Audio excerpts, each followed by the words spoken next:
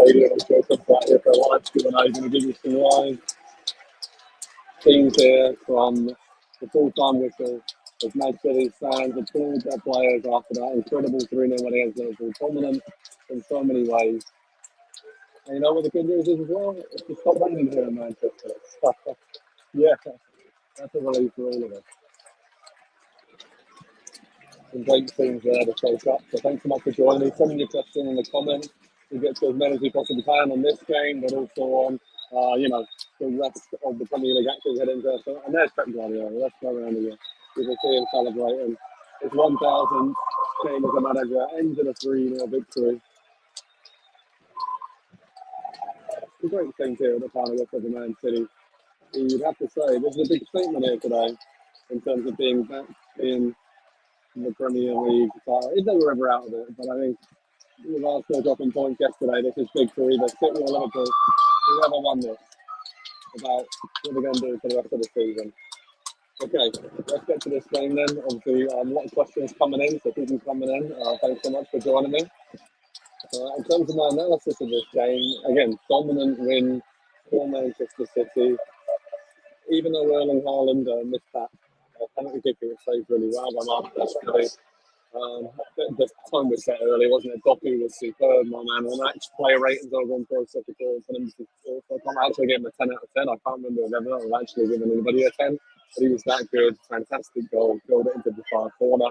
And then, of course, a wonderful sort of overall display of Conor Bradley, Ibrahim Konate, and pretty much everyone else on Liverpool's team tried to stop him, but couldn't. And this was really a great day for Jeremy Doku, as he's a mainstay now of this Manchester City team. He's putting some great performances so far this season. In terms of Liverpool, though, I think what we learned is that it's a bit of a reality check. I think with that 5 defeats in the last 6 games in the Premier League here, just pretty awful. I think from start to finish, it was a spell in the second half, but they had a few chances. But I think that was more about City trying to manage the game. Obviously, Liverpool had nothing to lose. They were chucking a lot forward. Salah was really, really poor again. I think that big chance he missed at the end of the game really summed up where his confidence levels were. He was in one-on-one with the goalkeeper. I mean, last season, you're going to put your mortgage on him scoring that and everything else. And, pinked it wide. Couldn't believe it. And that just summed up Liverpool's day as well. But I think some of the oversights in terms of transfer policy with Virgil van Dijk, Ibrahim Konate really struggling once again. Konate on that goal for Erling Haaland just got the position all wrong. And those two, can't really blame them. They're being can blame the performance, of course, but I think in terms of not having Mark Gay signed in right at the end of the summer window, Liverpool have to keep rolling out Van Dijk and Konate time and time again, and they look shattered.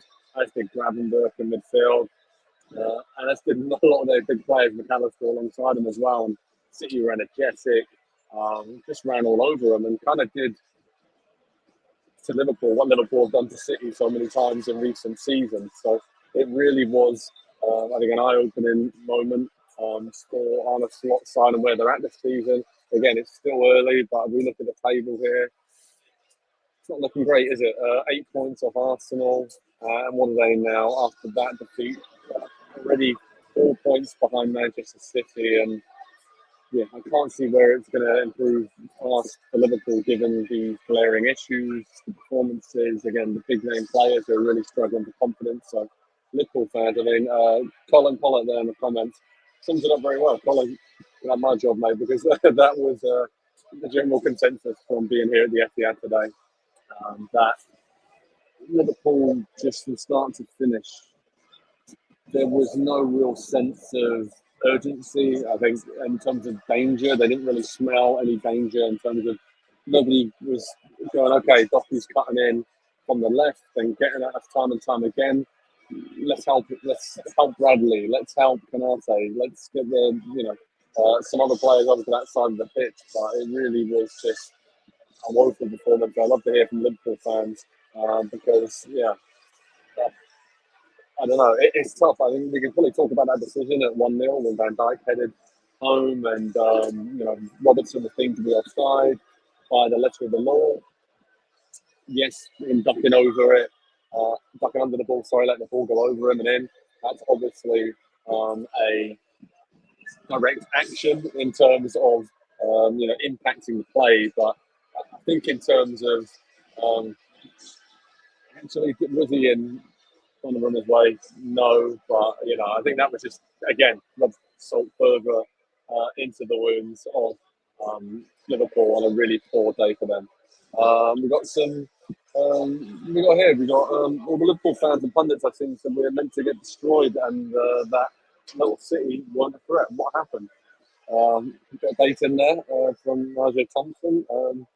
Yeah, I think again this was a day where I think most pundits, analysts were thinking it could be a draw. That seems about right. It's early in the season to get at this, but this was a statement from City. The way they performed from start to finish, reacted from having that early penalty kick saved, just kept going. I think Pep Guardiola was rewarded for being brave. He's always pretty brave, but being just going for it really with Shirky, Foden, Doku, and the Foden and Shirky didn't have the best game, didn't get on the ball that often, but I think because they were taking up so much space for Liverpool's midfielders, that allowed Doku to flourish and drift around and be the general nuisance that he was.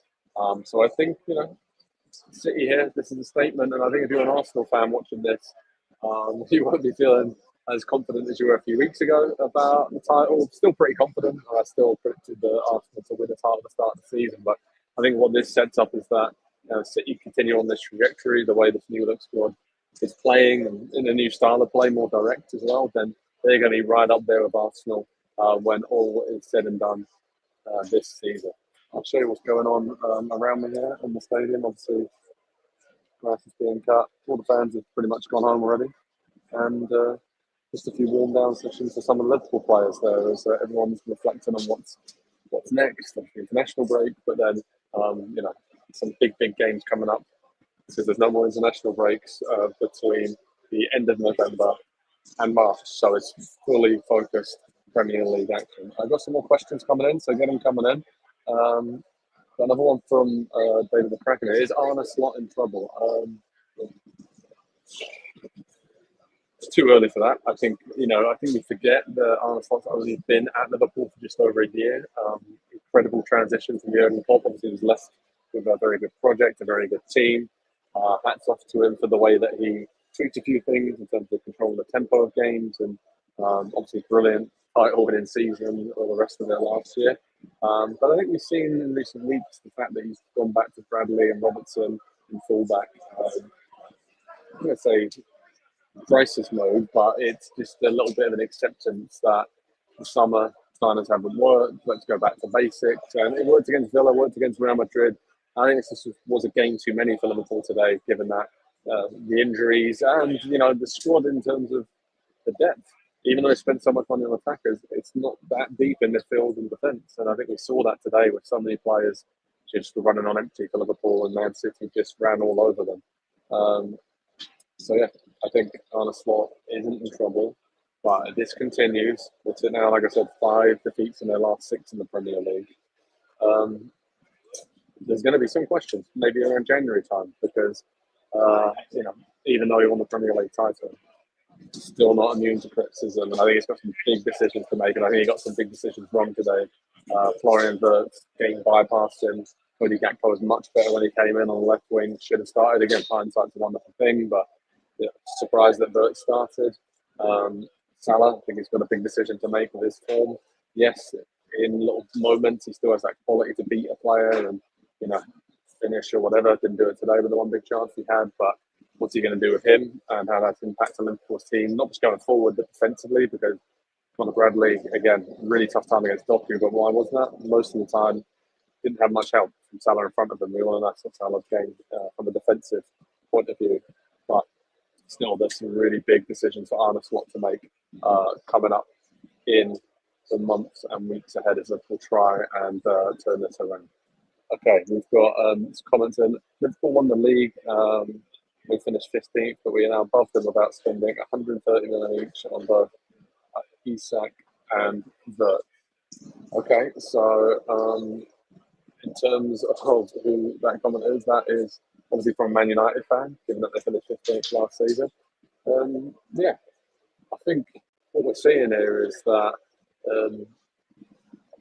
Liverpool's transfer business, their recruitment in the summer, was obviously mainly focused on Alexander Isak and wasn't fit enough today to come off the bench. And I think it is just a bit worrying that they kind of got dragged into that situation that dominated so much of the summer when clearly they had other areas, fullback and centre back, where they should have strengthened, and Frimpong's a good player, but it's obviously a more attack-minded right back, almost a right winger, much more comfortable playing in a wing back role, and that wasn't really what Liverpool needed in that position. But yeah, we'll wait and see. What happens.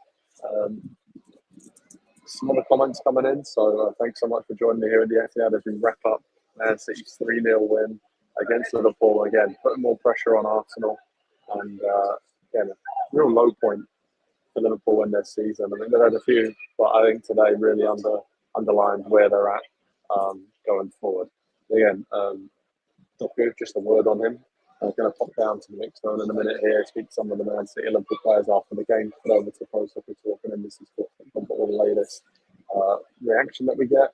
But I think Doku deserves a special mention because he's really stepped up. There's a lot of talk about some of the big players City let go over the summer, De Bruyne and others, and Doku, kind of unexpectedly, has really come into the fore and put in some brilliant individual displays.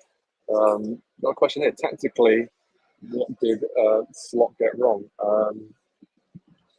Yeah, like I said, I think that the left wing situation with Wirtz, I think basically Liverpool were playing down a man for most of that game in terms of Wirtz couldn't have any impact on the game. He was drifting inside. It was allowing City to have an out ball when they couldn't get down the left, which wasn't very often, but they could switch it out and then switch it back, and they always had a spare man in midfield on every attack. And I think Gakpo being there would just track back more, would give more cover, but also give Liverpool more on the transition, because I don't think they really got Ekitike or Salah in at all for the first hour of the game. And it was really, really tough, and I think they played into City's hands a little bit. I think elsewhere, they just have so short of options. I don't think it's really a personnel sort of thing today, because when you look in midfield, could Curtis Jones have started instead of McAllister? Maybe. Could Boboslai have played right back and taken him out midfield and played Wirtz as number 10? Maybe. But again, I just think the bigger, wider issue here is that not only the Liverpool just ran out of energy, I just don't think the press was right. I think that at times they tried to press high, especially in the first half, but as soon as City connected one or two passes on the edge of their own box, Liverpool, there were huge gaps, and I think Gravenberch and McAllister just looked absolutely shattered, like I said today. It's too easy for Doku to get on it. Bernardo Silva was excellent for Man City, he was buzzing around everywhere. So I think tactically, Slot got a few things wrong, selection-wise as well. Question especially Wirtz starting, and I just think there is probably an acceptance now amongst Liverpool fans, players, and Slot himself that going to have to take an awful lot to win the titles this season. Never say never, of course, but I think today just underlined how easy it's become to play against the Liverpool team in terms of City aren't known for being a counter-attacking team. They've become more direct this season, especially playing up to Haaland, and I think it worked so well today, just getting Doku in and letting him cut inside, and there really wasn't any cover from midfield for Liverpool's back four. So yeah, great question. Thanks so much for that. All right, really enjoyed doing this. Obviously, I'll give you one final view of the Etihad Stadium. You can see it there. Preparations, just really, really dominant win for Manchester City against Liverpool. Thanks so much for joining me, Joe Prince-Wright here at the Etihad. I'm going to head down to the mix zone. So see what else we got on the website, player ratings, lots more analysis and reaction from a big day in the Premier League title race at City, back to Liverpool. And watch out Arsenal. I think that's the message from Manchester. Thanks so much for joining me. Speak to you all soon. Cheers, guys.